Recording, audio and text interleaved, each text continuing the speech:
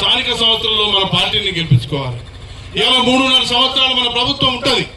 దానికి తోడుగా మరి గ్రామంలో ఉన్నటువంటి సర్పంచ్ కానీ మరి క్లస్టర్ ఎంపీటీసీ కానీ మనం ఏదైతే కాంగ్రెస్ పార్టీని గెలిపించుకోవాలి. మరి ఈ నియోజకవర్గాన్ని కానీ ఈ రాష్ట్రాన్ని దివాళా తీసిన నాయకులను మనం పంపించడం జరిగింది.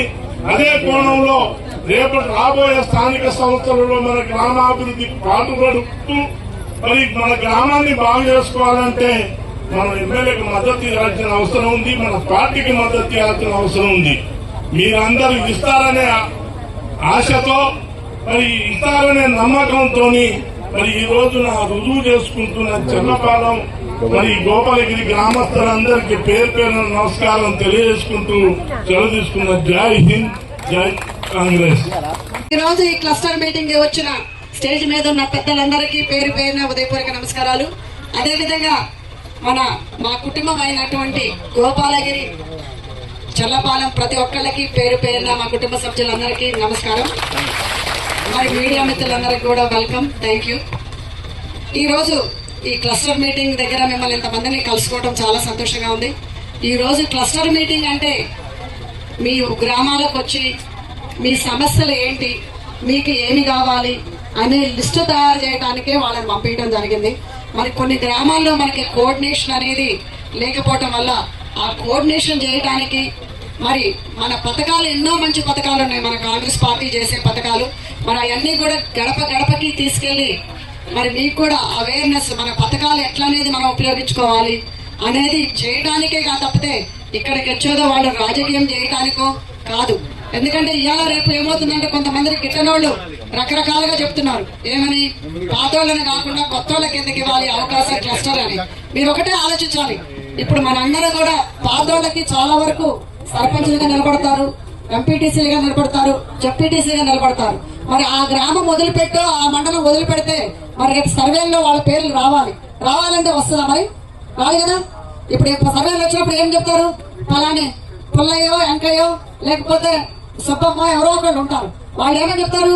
ఇక్కడ ఉన్నారు వాళ్ళు ప్రతిసారి ఊరు బయట వదిలిపెట్టిపోతారు అని అంటారు. అలాంటప్పుడు ఏమవుతుంది?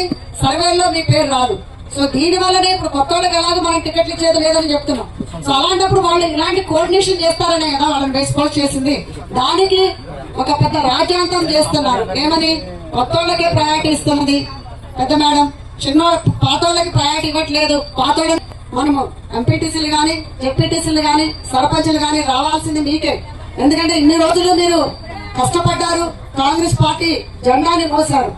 మరి వీళ్ళందరికీ కూడా మరి మనకెన్నో కోరికలు ఎన్నో ఆశలు ఉన్నాయి మీ అందరికీ కూడా. ఎందుకంటే ఇప్పుడు ఇక్కడ ఉన్న వాళ్ళే చాలా మంది రేపు సర్పంచులు అవుతారు, జెడ్పీటీసీలు అవుతారు, ఎంపీటీసీలు అవుతారు.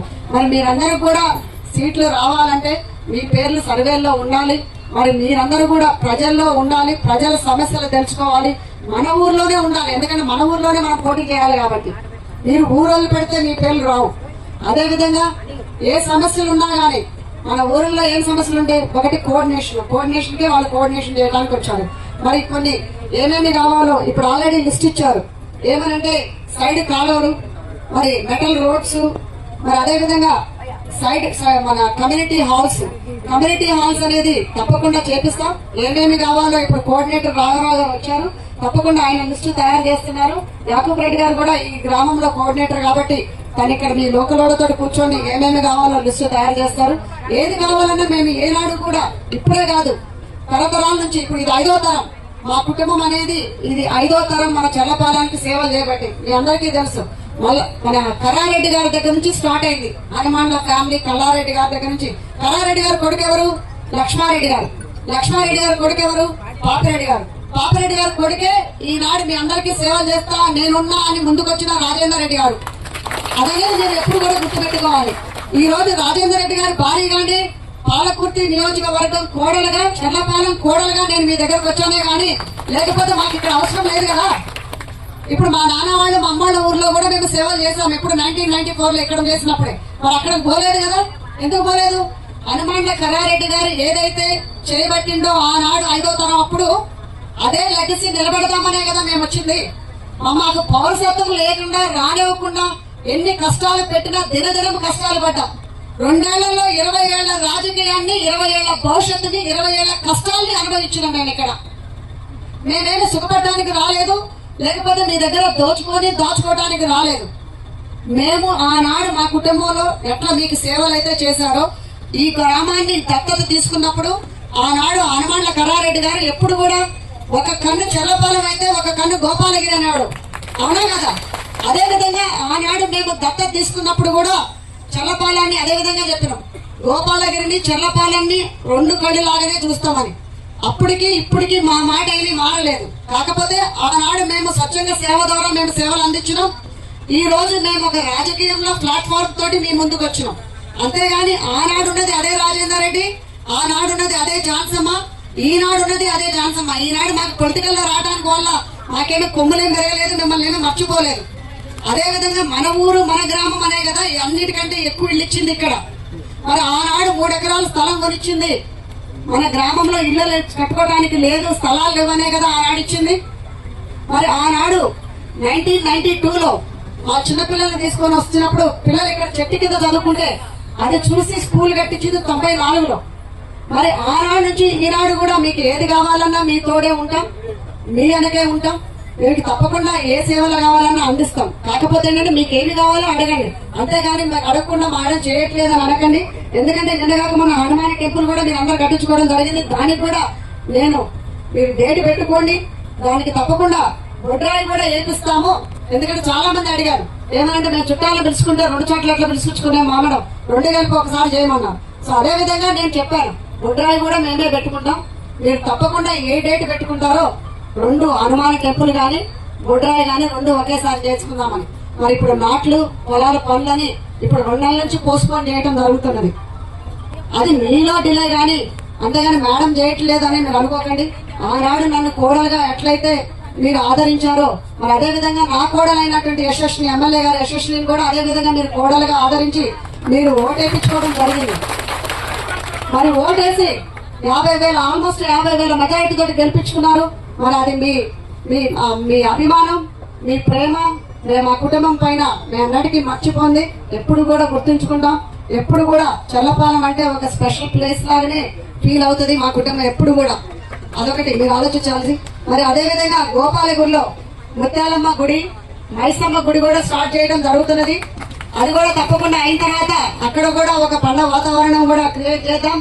మరి ఏదున్నా గానీ ఇప్పుడే చెప్పారు అక్కడ మన స్థలంలో ఇంకా 15 ఇళ్లు పడతాయని, అది కూడా తప్పకుండా తొందరలోనే చేస్తాం. మరి ఆనాడు ఎప్పుడైతే ఇక్కడ మనకు 3 ఎకరాల పొలం ఇచ్చామో ఆనాడే చెప్పినాం గోపాలగిరిలో కూడా స్థలం చూడండి ఇస్తామని. అది మీదే డిలే. సో మీరు ఎక్కడైతే స్థలం తీసుకుంటారో తప్పకుండా అక్కడ కూడా ఒక 3 ఎకరాలు డొనేట్ చేస్తామని ఆనాడు చెప్పినాం, ఈనాడు కూడా చెప్తున్నాం. ఎందుకంటే ఇక్కడ ఏదైతే చేస్తామో తప్పకుండా అక్కడ ఉన్న జనాభా లెక్క ప్రకారం అక్కడ కూడా అదే చేస్తామని చెప్పినాం, చేస్తామని కూడా చెప్తున్నాం. మరి ఇదే విధంగా మరి ఈనాడు చాలా మంది మా మీద ఏదో ఆరోపణలు చేస్తున్నారు. దయచేసి మీరేమీ నమ్మకండి. ఎందుకంటే నా కోడలు కూడా నా కూతురులానే చూసుకుంటా, నా కోడలు కూడా నన్ను కన్నతల్లిలానే చూసుకుంటారు. ఆనాడు ఈనాడు కూడా సేమ్ రిలేషన్షిప్ తోటి మరి ఇప్పుడు తన అధికార పనులు చూసుకుంటే నేను పార్టీ పనులు చూసుకోవడం జరుగుతున్నది. మరి మీకు ఏదున్నా గానీ అందుబాటులో తను గాని నేను గాని ఉంటాం. మరి ఎవరో అంటే ఇప్పుడు ఆపోజిషన్ పార్టీ వాళ్ళు ఈ రోజు మరి మన పాదయాత్ర చేస్తున్నారు. దేనికి పాదయాత్ర చేస్తున్నారు? కణాల నీళ్లు రావడం కోసమే పాదయాత్ర చేస్తున్నారు.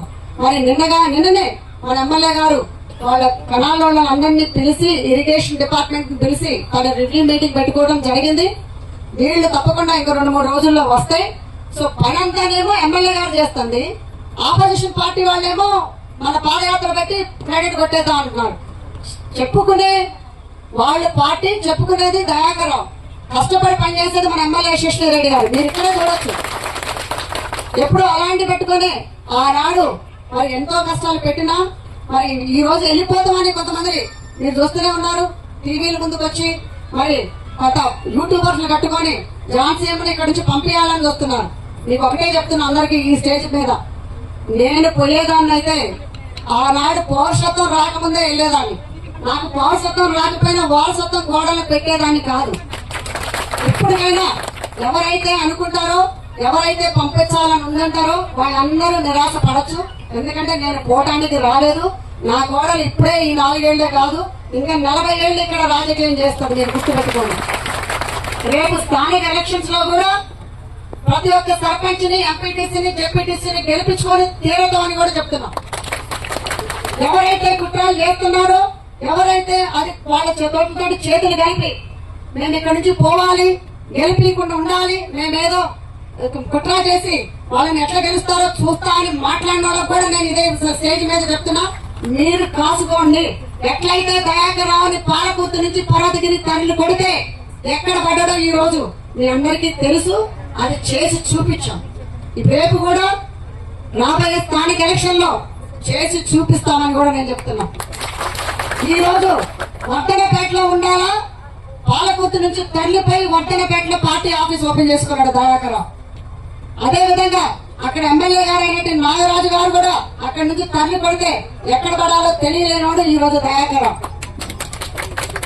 ఎవరైనా కానీ మాతోటి పెట్టుకున్న వాళ్ళు నిప్పుతోటి చెలగాటం ఆడుతున్నట్టు అది మాత్రం చెప్తున్నా. ఈ అవకాశం ఇచ్చిన పెద్దలందరికీ మరి అందరం కూడా కలిసిమెలిసి పాతోళ్ళని కాకుండా కొత్తోళ్ళని కాకుండా రేపు రాబోయే స్థానిక ఎలక్షన్ లో మనం అందరం కష్టపడి పనిచేయాల్సిందే. తప్పకుండా మిమ్మల్ని గెలిపించుకోవడానికి ఎంత కష్టమైనా పడుతుంది నేను కానీ ఎమ్మెల్యే గారు కానీ. మరి మీరందరూ కూడా ఇంత మంచిగా అందరూ ఇంత వచ్చినందుకు స్పెషల్లీ మా ఆడబిడ్డల్ని అత్తల్ని పాలకుర్తి మన చల్లపాలెం గోపాలగిరి ఆడబిడ్డల అత్తలు ఎందుకంటున్నానంటే మీ కోడలుగా నేను ఉన్నాను కాబట్టి అందరూ మా ఆడబిడ్డల అత్తలే. మరి అత్తలందరికీ ఆడబిడ్డలందరికీ ఇంకొకసారి పేరు పేరున ఉదయపూర్వక నమస్కారాలు. Thank you.